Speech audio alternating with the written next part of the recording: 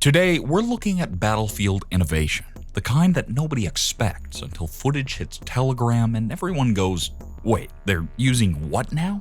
We'll look at all sorts of things: AI-driven ground robots swinging M2 Brownings, World War II relics pulled out of storage and sent back into the fight, etc. All of these are reshaping how modern war works, and it's happening right in front of our eyes. So, without further ado, number 10. M2 Browning on AI ground robots.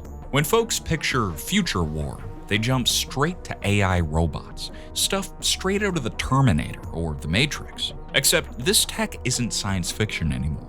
Ukraine's already fielding it. For instance, there's droid TW12.7, a tracked ground robot packing a Browning 12.7mm machine gun, the old-school M2, bolted onto a remote-controlled chassis you steer with a tablet or gamepad, all linked through Starlink and LTE. It trundles around tanks, uses thermal imaging to pick up targets about a kilometer away at night, and even farther during the day, and can even be driven from cover like a radio-controlled car. An onboard fire control brain helps with target recognition and ballistic calculations, so the operator can focus on decisions instead of pure gunnery. It fits in the back of a pickup, rolls out, and is ready to fight within minutes. Now, plenty of countries talk about unmanned AI-assisted weapons. Ukraine bolted one to a Browning and sent it to the front.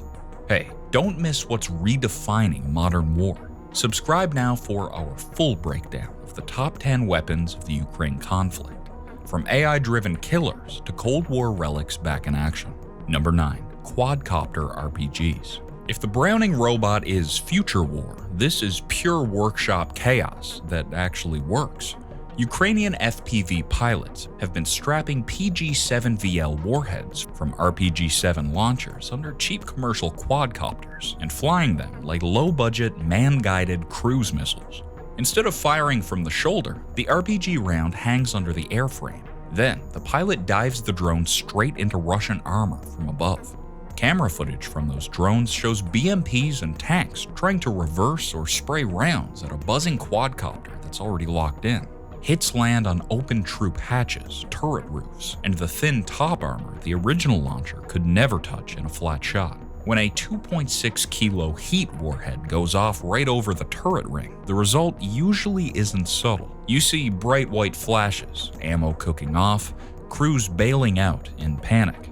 Now, the range is short compared to a purpose-built loitering munition, but for a few kilometers of front line, it gives a platoon its own improvised top attack capability. It's not as polished as a Javelin or Lancet, but the effect on morale and on thin-skinned vehicles is brutally real. Number 8. Twin MG42s. Everyone knows the MG42 as Hitler's buzzsaw, that infamous German machine gun from the Second World War with a cyclic rate that sounds like ripping canvas.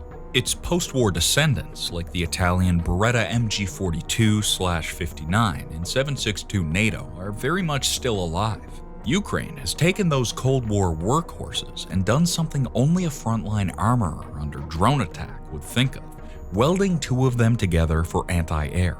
Photos from the front show twin-mounted MG42/59s with an improvised extra-capacity ammo box made by fusing two standard cans. What's the point? Simple. Keep a longer burst going when a quadcopter or FPV drone screams in low. The original MG42 was built to hose infantry. Now the lineage is being used as kind of a poor man's anti-aircraft gun, trying to swat drones that cost less than the belt they're feeding. There's something really surreal about a design born in 1940s Germany being used in 21st century Ukraine as a counter to flying GoPro bombs. But that's exactly the kind of mashup this conflict keeps producing. Stay ahead of the headlines. Subscribe now to see the top 10 weapons of the Ukraine conflict, where cutting-edge tech meets battlefield improvisation in ways no one saw coming. Number 7. Pecheneg PKP bullpup machine gun. Russia's PKP Pecheneg is already a serious general-purpose machine gun. 7.62x54R, fixed barrel, built to lay down sustained fire from a bipod. That still wasn't compact enough for certain units, so Russian designers pushed it into a bullpup layout. They chopped the stock down to a butt plate, moved the pistol grip and trigger forward, and kicked the ammo box to an odd angle so the belt can still feed.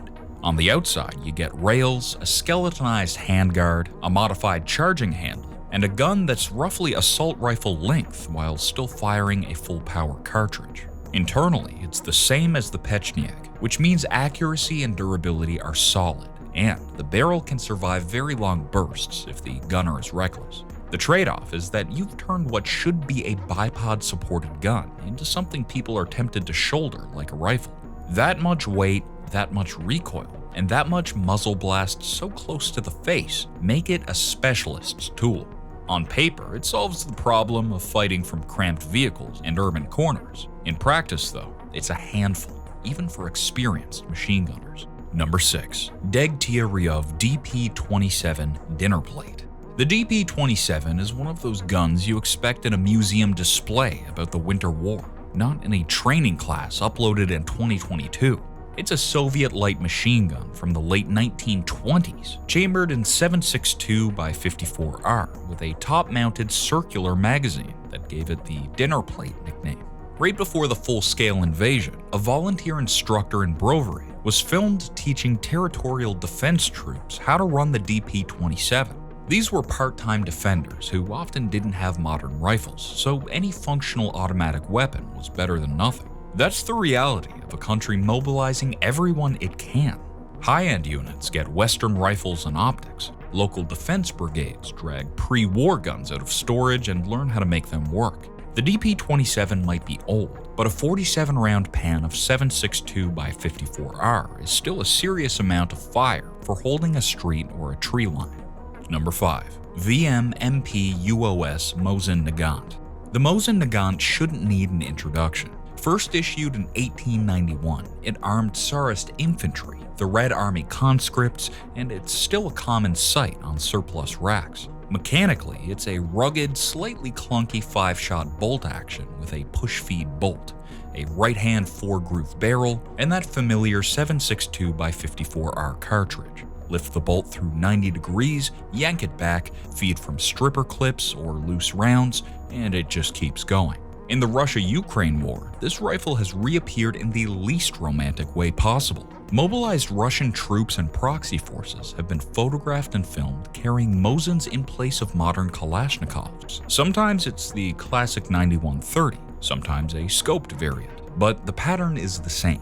Under-equipped troops being thrown at fortified positions with rifles that were already old when their grandparents were born. An assault over 2 years ago left behind a dead soldier whose primary weapon was a Mosin Nagant. Not a reenactment, no collector out on the range, just Russia, scraping the bottom of its stockpiles and issuing whatever still works. The rifle itself remains accurate and lethal, especially in a marksman role, but seeing it in current combat footage drives home how deep some units had to dig into the warehouse shelves. Number 4. MP40 Schmeiser. If you've watched any World War II movie, you've seen the MP40. Folding metal stock, stick magazine, slab-sided receiver. It's a 9x19mm open-bolt submachine gun that grew out of the earlier MP38, simplified with stamped parts so Germany could crank them out by the 100,000. The rate of fire is moderate, which lets a trained shooter fire controlled bursts or even single shots with careful trigger work. After the war, captured MP40s spread all over the world. Various armies, police forces, and insurgent groups used them until newer guns replaced them. Most people assumed the survivors were either deactivated or sitting in collectors' safes. Then, footage and photos from the Donbass showed MP40s in the hands of both Russian-aligned troops and among weapons captured from Ukrainian positions. Some of these guns trace back to Soviet captures that were warehoused for decades. Now they're being cleaned up, occasionally tweaked, and handed to fighters who were born 60 or 70 years after the design first saw combat. Now, it's one thing to read that the MP40 remained in service in odd corners of the world into the 1970s. It's something else entirely to see it on a modern battlefield next to digital radios and drone spotters. Number 3. Maxim PM M1910 with a red dot. The Maxim gun belongs to an era of black and white photographs, but Ukraine keeps proving that if a weapon still works and there's ammo, someone will find a job for it.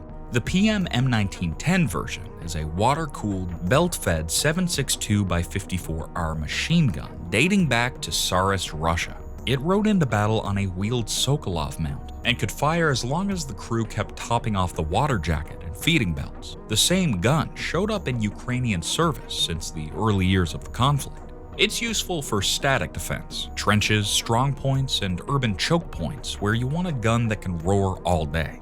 Instead of overheating like an air-cooled LMG, the Maxim sits there, heavy and ugly, doing exactly what it was built to do in 1910. Crews aren't leaving them stock though. Video and stills show Maxims with red dot optics, improvised stocks, camouflage wrap, and even suppressors. Some are bolted into pickups in triple mounts. Others sit on remote-controlled rigs that can traverse a full circle while the operator hides in cover. It looks absurd at first glance, like someone modded a Great War relic in a video game. But the logic is solid, and sustained fire is always valuable when you're trying to keep an enemy infantry wave out of your trench line. Number 2. Chicago Typewriter. The Thompson submachine gun is pure Americana. 45 ACP, heavy steel receiver, and that classic profile every gangster movie has leaned on for decades. Designed near the end of World War I, it really made its reputation in the Prohibition era, then went on to serve with US and Allied troops across World War II. Through Lend-Lease, the Soviet Union received around 138,000 Thompsons. Most people forgot about that, but the guns didn't disappear. They went into depots and long-term storage. Fast forward to the current year, and you see a video of Russian reserve troops in the Luhansk region opening crates and pulling out original Thompson submachine guns. Some of them are wearing shorts and flip-flops while they work the actions on guns old enough to have fought in Italy and Normandy. The idea that a 21st century Russian conscript might wind up defending a trench with an American 45 from the 1940s would have sounded like a dark joke a few years ago. In Ukraine, it's just another piece of footage. The Thompson is still viable at close range, but its presence says more about logistics and desperation than raw performance. When an army starts cracking open 80-year-old crates, you know the neat equipment tables have gone out the window. Number 1. RPG projectile with stuff taped to it.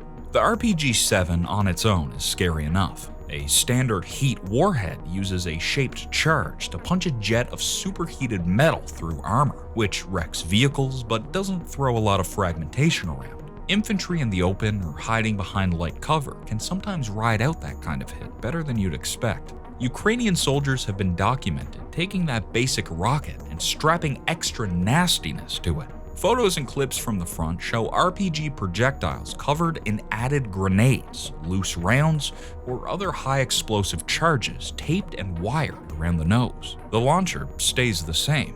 What changes is what happens after impact. Instead of mostly directional armor-killing jet, you get that plus a messy blast of extra shrapnel and overpressure directed into trenches, dugouts, or groups of troops riding on top of vehicles. Of course, this isn't a factory kit. It's a field mod, born from limited access to purpose-built high-explosive rounds. If you only have heat rockets, you adapt them into something nastier against people. Honestly, it looks like something a bored kid would sketch in the margins of a notebook, but on the battlefield, it gives a squad one more way to deal with entrenched positions and infantry clinging to armor. Nobody wants to be anywhere near the impact point when that kind of improvised warhead arrives. And that wraps up our look at 10 of the weirdest weapons reshaping the war in Ukraine. If you've seen other battlefield oddities or served with gear that surprised you, drop it in the comments. We read every single one of them. Make sure to hit like, share this with your fellow gearheads, and subscribe for more deep dive breakdowns on the weapons changing today's conflicts.